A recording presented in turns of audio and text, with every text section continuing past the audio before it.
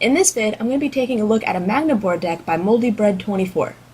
Surprisingly, Magnezone is still a top tier deck.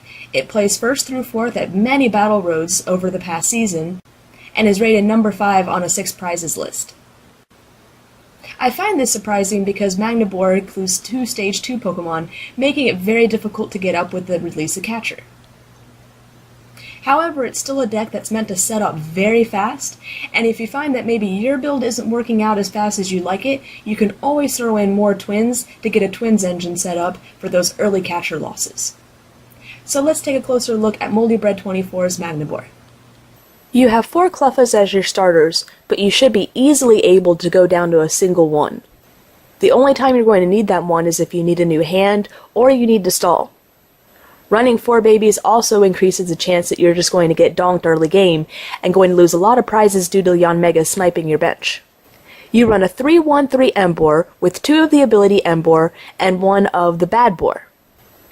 I would definitely recommend increasing that line to 4 Tepig and 2 Pig Knights. You're going to want the extra basic in case a Tepig is captured up early on, and you're going to want the extra stage 1 in case you're under trainer lock. In addition to the Bad Boar, you also run 1 Reshiram in order to have a secondary fire attacker.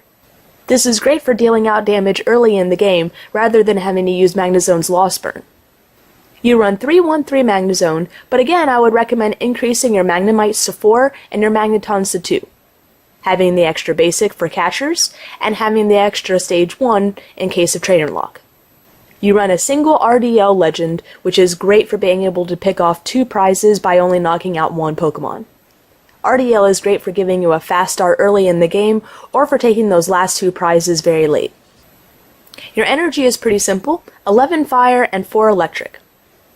While these are good numbers, I find that if you're having trouble finding room for other cards in the deck, you could probably reduce your fire by a few and your electric by 1. You have 4 Pokemon Collector, which means that hopefully you'll have one in your hand at the start of the game to be able to fill up your bench with basics. You run 3 Judge in order to disrupt your opponent, but with your Magnezone Prime on the bench you can easily recover. Your only other supporter are 3 Professor Oak's New Theory in order to refresh your hand. I would also consider running Engineers or Sage in order to have a little more draw power.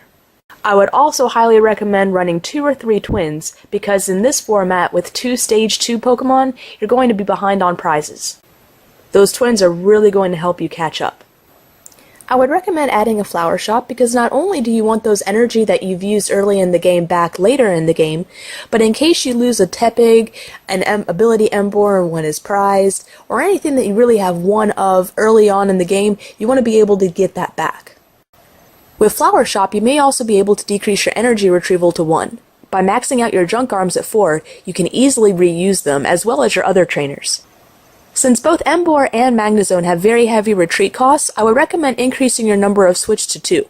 Having 2 will make it more likely that you can draw into it, rather than having to use the Twins to search out for it.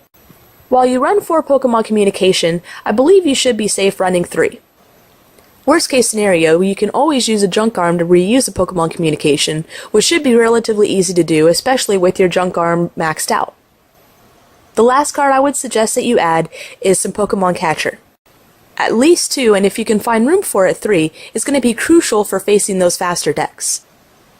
Those are all the suggestions I have. If anyone else would like their deck reviewed, just PM me the list, and whether you'd like to be considered for a video review, which can take several weeks up to a few months to do, or if you'd like faster feedback via a blog review, which can be done in about a week.